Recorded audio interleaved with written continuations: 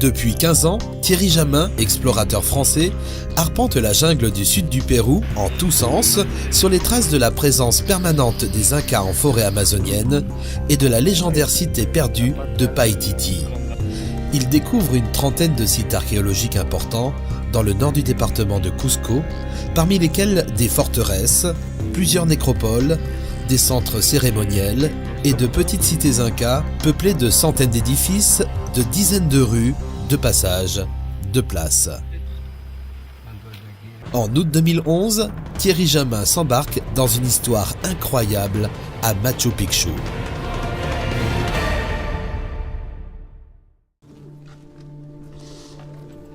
Il y a quelques mois, Thierry Jamin et son équipe pensent avoir réalisé une mise à jour archéologique extraordinaire dans la cité Inca, découverte par Hiram Bingham en 1911.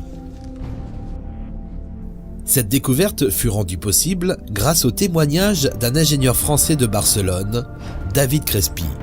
En 2010, en visite à Machu Picchu, il arpente la cité durant 3 jours. Il remarque une porte murée au pied d'un des principaux édifices de la cité. Intrigué, il contacte les archéologues de Machu Picchu et différentes autorités officielles. Mais aucune suite ne sera donnée à sa découverte.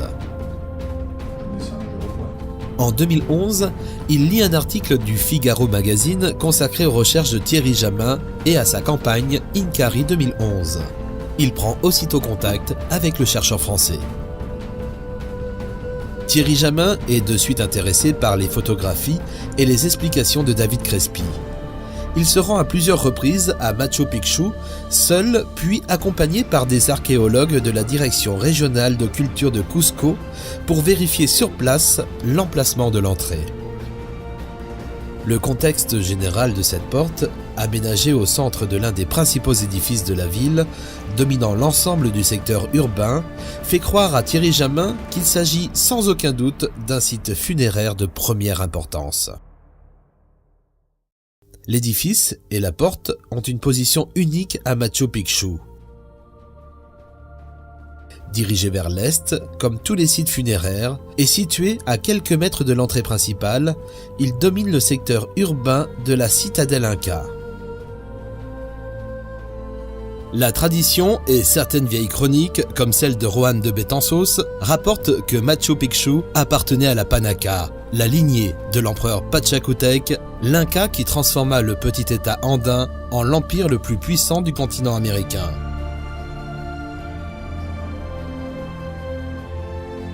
La tradition rapporte aussi qu'il aurait été inhumé à Machu Picchu. Il est très possible que cette chambre funéraire se rapporte à ce souverain du XVe siècle. Ce serait un grand événement pour l'histoire du Pérou et de l'Amérique précolombienne. Nous n'avons retrouvé en effet jusqu'à présent aucune momie d'empereur inca. Ce serait un précédent historique. Thierry et son équipe de l'Institut Inkari déposent une demande auprès des autorités péruviennes pour réaliser des résonances magnétiques destinées à confirmer ou non la présence d'une chambre funéraire dans le sous-sol de cet édifice. Le ministère péruvien de la Culture donne son feu vert à l'équipe de Thierry Jamin pour réaliser ces résonances.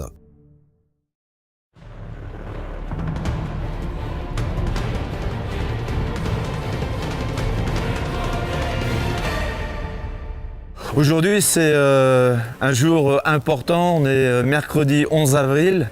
Les techniciens des géoradars sont arrivés la veille.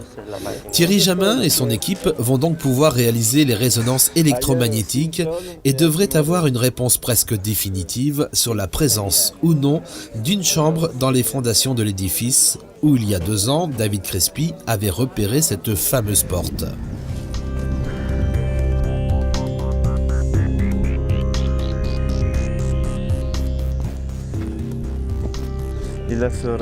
Les résonances pourront se faire au niveau supérieur, là où vont les touristes.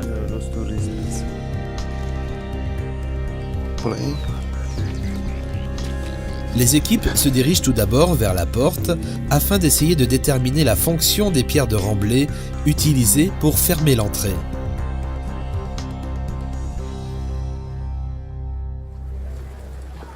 On va essayer d'en savoir un peu plus sur la structure générale de la porte, enfin de l'entrée, en introduisant une caméra endoscopique.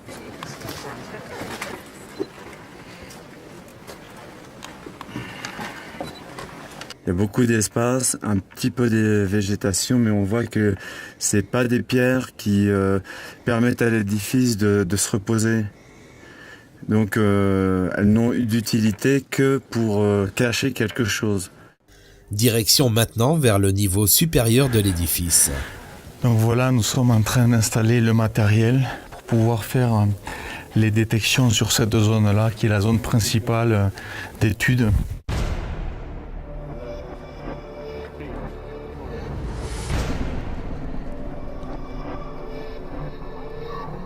Le balayage commence et donne rapidement un premier résultat.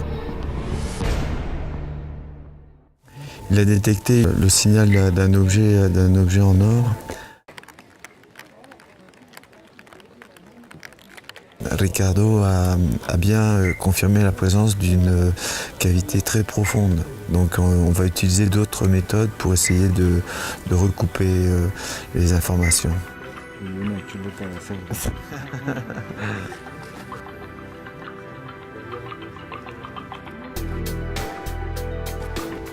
Les mesures continuent et les découvertes s'enchaînent.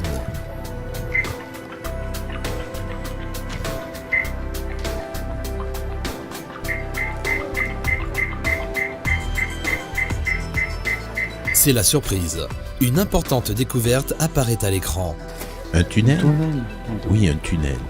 Il y a un tunnel et du métal. Le technicien commente les résultats. L'image que l'on observe sur l'écran du Golden King montre qu'il existe une cavité qui, de toute évidence, semble être un couloir. Les lignes brisées indiquent qu'il est plus que probable que cela soit des marches.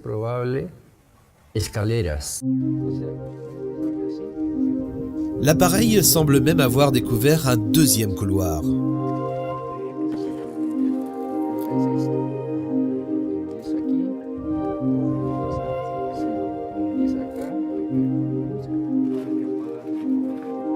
Les équipes vont désormais utiliser un appareil plus spécifique dans la détection et la différenciation des métaux. Ce que nous a montré Ricardo, c'est différents points en ligne droite où il a trouvé la présence d'or. Dans d'autres endroits, il a repéré la présence d'argent.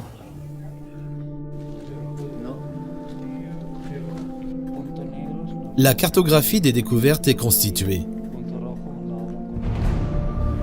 Dernière batterie de mesures avec 3 nouveaux types de détecteurs pouvant aller jusqu'à 20 mètres de profondeur pour compléter les premières analyses.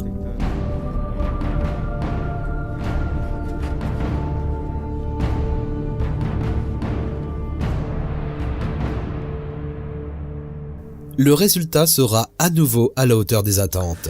La Freddy est en train d'utiliser la fonction de magnétomètre du rover. Alors on a déjà balayé plusieurs fois le sol de l'édifice et on le fait dans un autre sens pour être sûr de ne rien laisser passer.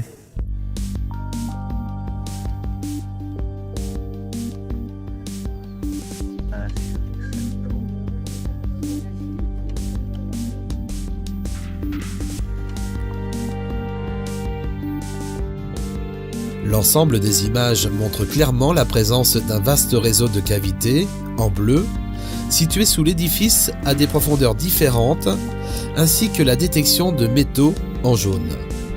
La zone semble beaucoup plus complexe que ce que nous avions imaginé au départ.